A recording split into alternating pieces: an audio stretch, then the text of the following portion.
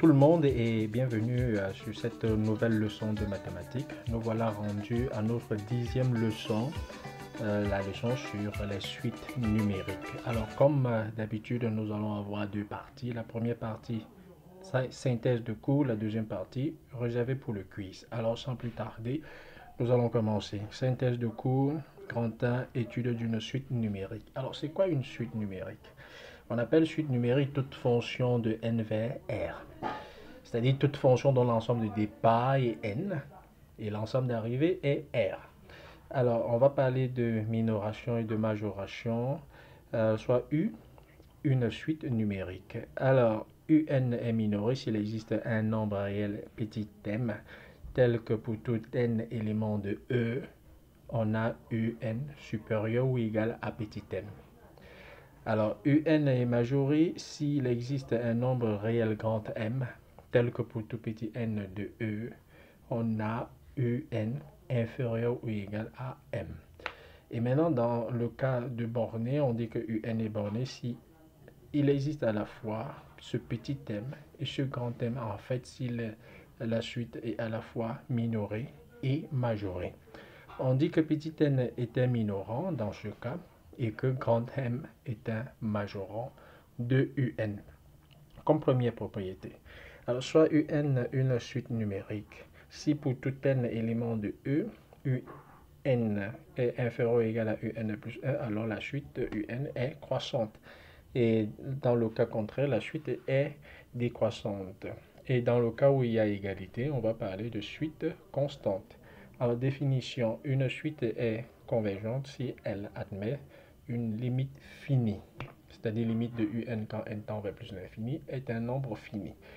Alors dans le cas contraire, on va dire que la suite diverge, c'est-à-dire si on calcule la limite, on trouve un infini, on va dire que la suite diverge.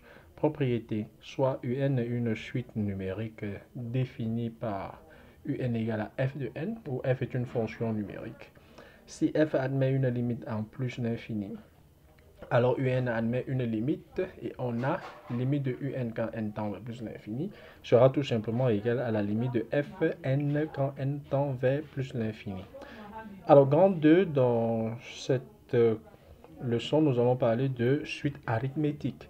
C'est une suite assez importante parce qu'elle va nous permettre d'effectuer un certain nombre de tâches. Alors, définition, soit UN, une suite numérique.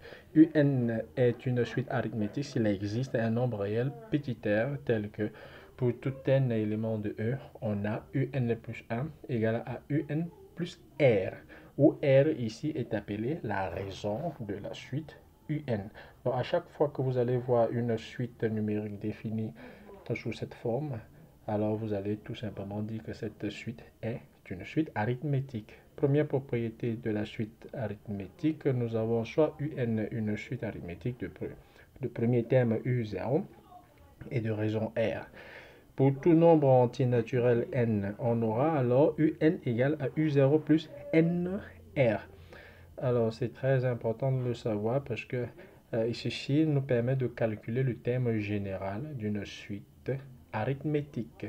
Alors que la première formule qu'on vous a donnée ici, UN plus 1 égale à UN plus R, vous permet tout simplement de calculer le terme suivant à partir du terme précédent. C'est-à-dire à un niveau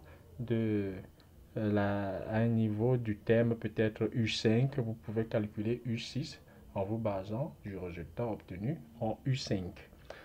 Bien. Alors, pour démontrer qu'une suite est arithmétique, on peut utiliser l'un des procédés suivants. On peut soit établir UN-1 et dire que c'est égal à R. C'est-à-dire on calcule la différence entre un terme et son précédent. Si ça donne R, vous allez tout simplement, si ça donne un nombre réel, vous allez tout simplement dire que votre suite est arithmétique. Ou encore, on peut écrire UN sous la forme UN égale à AN plus B, où A et B sont des réels indépendants de N. Alors, propriété de somme, somme de termes consécutifs. Alors, soit UN est une suite arithmétique de raison R, on désigne par A le premier terme et par B le dernier terme de la somme S. La somme S des n termes à calculer. Alors, tout simplement, nous aurons que S égale à n facteur de n A plus B sur 2. Alors, si nous prenons par exemple la somme des n premiers termes, c'est-à-dire 1 plus 2 plus 3 plus 4 plus jusqu'à plus n, alors vous allez tout simplement voir que cette somme est égale à n facteur de n plus 1 sur 2. Alors l'idée ici, c'est de faire la somme de deux côtés. C'est-à-dire vous calculez s égale à 1 plus 2 plus 3 jusqu'à plus n, et puis vous renversez, vous commencez par n plus n moins 1 plus n moins 2, jusqu'à vous rentrer jusqu'à plus 1.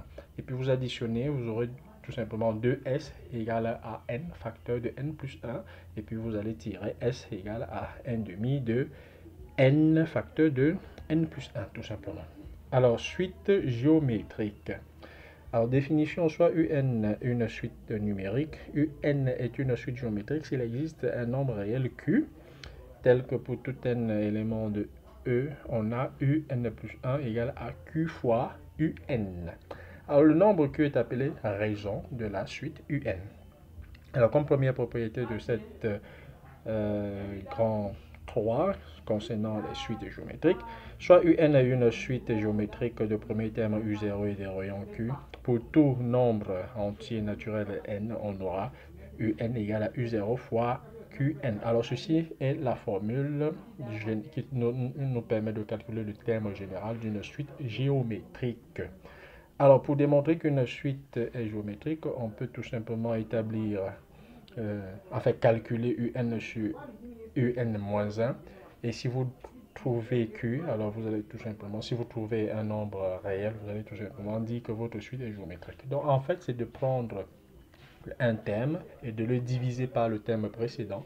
Si vous trouvez une constante, alors vous allez dire que la suite est géométrique. Ou encore, vous allez calculer par exemple UN et de le mettre sous la forme A fois Q à la puissance n, où A et Q sont des réels indépendants justement de n. Alors si vous parvenez à faire ça, alors vous avez montré que votre suite est géométrique. Alors propriété de somme de termes consécutifs d'une suite géométrique. Alors soit S la somme de n termes consécutifs d'une suite géométrique de raison Q et de premier terme A. Alors le premier point est que si Q est différent de 1, alors la somme est égale à A fois 1 moins Q à la puissance n sur 1 moins Q. Et si Q égale à 1, tout simplement vous aurez que S égale à n fois A. C'est facile à démontrer. Il suffit juste de rétablir, d'écrire U1, U2, U3, U4, et ainsi de suite, et remplacer les UN par la formule explicite qu'on a vue ici plus haut, tout simplement. C'est-à-dire UN égale à U0 fois QN. Et tout ira très bien. Ok. Alors je pense qu'on a fait le tour et nous voici alors sur la deuxième partie réservée au quiz. Alors ici je ne vais pas dire grand chose parce que c'est juste un exercice, c'est juste quelques questions que vous allez répondre pour mieux comprendre le cours sur les suites numériques. Donc je vous laisse parcourir, répondez aux questions et entraînez-vous. Ok, nous sommes à la fin de cette séance aujourd'hui.